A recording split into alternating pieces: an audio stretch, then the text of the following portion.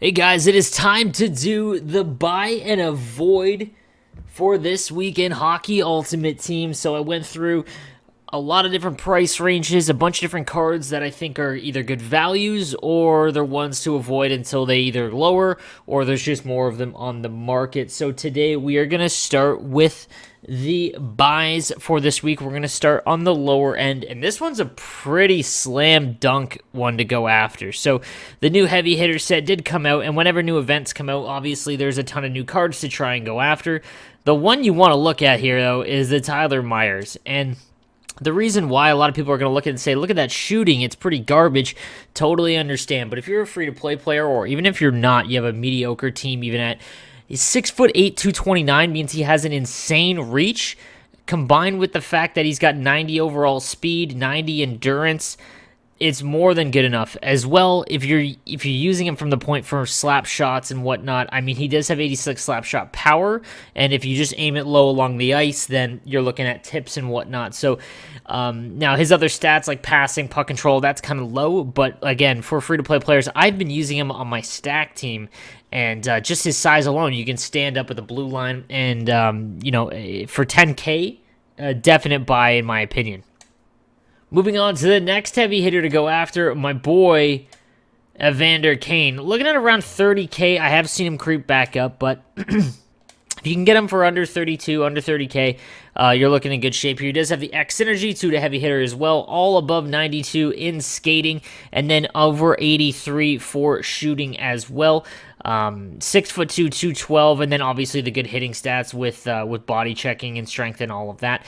For 30K, he's a very, very good winger, especially if you can activate that X Factor synergy to make him even a little bit more quick. These are the ones that you want to look at. Again, you don't want to have your entire team full of guys that are a bit bigger that have body checking, especially on wing. You want the faster ones, but he does combine speed and decent shooting with that good body checking. For 30K, that's a pretty good value, especially if he dips over the next little while because as the new cards release and whatnot. The next one is another heavy hitter, 84 Matthew Barnaby, and this is depending on your playstyle. So if Evander Kane plays a little bit slower and bigger because he is, this would be the guys that like to go end-to-end, straight line down the boards. Again, he does have that good body checking, and a little bit better defensive awareness. Shot blocking as well is very good, but he's got 96 speed, 94 agility, and the 99 endurance and balance. So he's going to be able to fly down the boards, and this would be a card that you set plays up with 83 passing. His shooting is really average, 78 accuracy. So it's not someone you want to cut into the middle with and fire a short side, but it is someone that you can reverse and straight line into the zone, get in deep, work the behind the net, those kinds of things. This would be a good card to go after for around 30K. Let him dip to about 25 because he should, and you're going to have a decent winger for that price. Next is an old team of the week.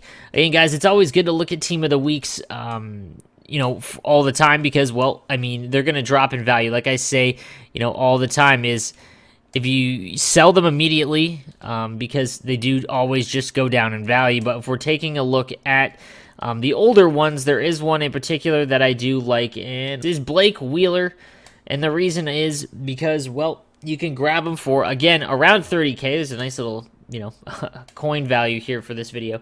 30K, and he does have right around 90 speed. If you can activate SP synergy, it's great. Again, 6'5", 225 and right-handed with decent shooting. This is a great card, especially his offensive defensive awareness being 86 and 84, and stick checking being 84. Guys with the long reach and great stick checking stat are great for defending the rush as well. He's now becoming a kind of lower, lower cost for how big he is and how good of a shot and speed that he is. And again, if you have other synergies like SP activated, you're only going to be that much better. And lastly, for the more expensive of you guys, now the problem with Master Set players is people are starting to catch on that 90 seems to be the high end. They're not really releasing any cards. They're keeping the high end around 90, which is great. But now no one's selling the Master Set players for super cheap once the event ends because newer ones come out because they're all just around 90. The one I do want to mention, I mentioned this a couple times, man, is this Joel Lundqvist card. If you can get him for under 400K and he's starting to creep into that price, I mean, his stats are just very, very good. 6'2", 203, 95 faceoff, But the 99 endurance, the 94 speed, acceleration being and agility being very high as well, and then that 99 slap shot power. I'm just thinking, if you're someone who uses crash the net, or if you're someone who gets to the centerman in the slot for a one-timer, that 99 slap shot power, it would just be hilarious to rip from on the rush using the correct-handed player. Does depend on your play style a little bit, but his passing and puck control is all 90. Same with stick checking being 91. This is one of the better, more underrated Master Set player items, and I've said it for the last couple weeks that he's been available.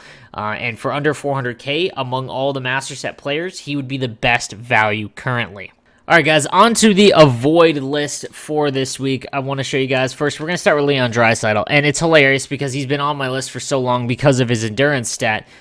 But it was fixed, so his endurance is now an 87, which is a great fix. I mentioned it in the Game Changer Discord for a while now. A lot of people have, and it finally was fixed. So now he's a usable card because his skating isn't all that high end, and then with his endurance being so low, it's just pretty much unusable. He's got good speed and size. The problem is he's going for something that's a little too high. People are seeing that the endurance is fixed and being like, okay, this is going to spike his value to an insane amount. But now he's going for pretty much the same amount or a little bit more than the primetime David Pastrnak. And the primetime David Pastrnak, in my opinion, far better than this Leon Draisaitl. And you're paying more for him. So just something to keep in mind. I would not go this high in on him at 100K. He is a good card, but something around 70,000 would be a little bit more palatable. I mean, you could have the 86 Ovechkin for cheaper than this price, far cheaper than this price. So again, it's just something to keep in mind. It's good that he fixes endurance, but not for this price. Speaking of Team of the Weeks, all right, guys, so I do need to, this is going out on the 29th of October, so something that I need to mention, guys. Stay away from the Matthews and McDavid high-end cards. These are always going to be expensive because it is Matthews and McDavid, and while they are good cards for around 300K, Matthews is dipping a little bit lower, but Connor McDavid still up very high. They are going to get a new inform in November. These guys are the best in the league. They will either get a Team of the Week or primetime and bump them to 91 probably early in November, tanking these guys' value. Now, it's not a bad idea to go after them once the new cards are out because it does have 99 speed and a great shot. This would be a great card to have with SP. It's just that you might be able to get them for half the price when the November items hit. So just be aware. So again, it's a lot with the Matthews and McDavid cards specifically. The other ones are kind of around the right value. Like the 88 McKinnon's only 200K here, and a little bit cheaper, 175. Just something to watch out for those two specifically. And number 4 on the list now is somewhat kind of a hot new item in Hut, and it's this Nico Hovinen guy. Because, well, he's gigantic. He is the new Hotness in net. 6'7", 222. Great stats, obviously. His aggression's only a 78, which makes him even more interesting because it means he sits in the net and covers one-timers a bit better. And because he's so big, it can kind of knock down the fact that short-side wristers tend to go in more on the low-aggression goalies. But, man, guys, never spend hundreds of thousands on a goalie.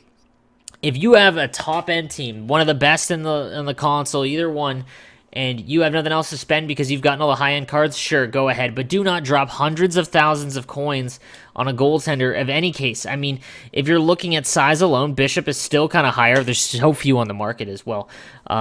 Bishop is still taller. Now, obviously, his stats are much worse because he's only an 82 compared to an 86. But I would much rather have Bishop at his price point than this Nico Hovinen because everyone is paying up for the potential. Everyone think that he is going to save you if you're bad at defense. It's not. He's going to maybe stop a few other goals that normally would go in, but not enough to pay the amount where a forward or defenseman can help you far more or just getting better on defense.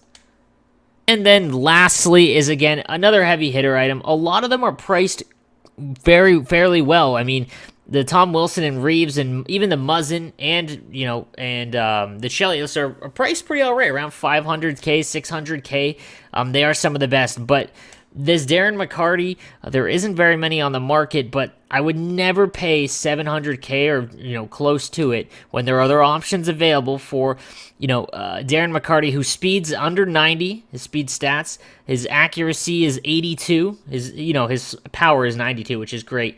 It's just there's far better options, guys. If you're going to pay this high end of a price, you need to go and get any of the guys that were in the leader events, any of the guys that were in the classic event for half the price. I mean, I would rather have Darlene for, less than this. Just something to keep in mind, guys, and make sure you're not overspending. He will come down in price if you're really looking for a Darren McCarty card, but I don't know why you would spend that much on him. So, guys, that is it for the week for the top 5 buy and avoid. Let me know in the comments section if there's any hot buys that you've gotten recently that you think are worth it, and I'll be happy to talk to you about it. And thank you for watching my content. If you were able to subscribe, I do appreciate it, and I'll see you guys next week.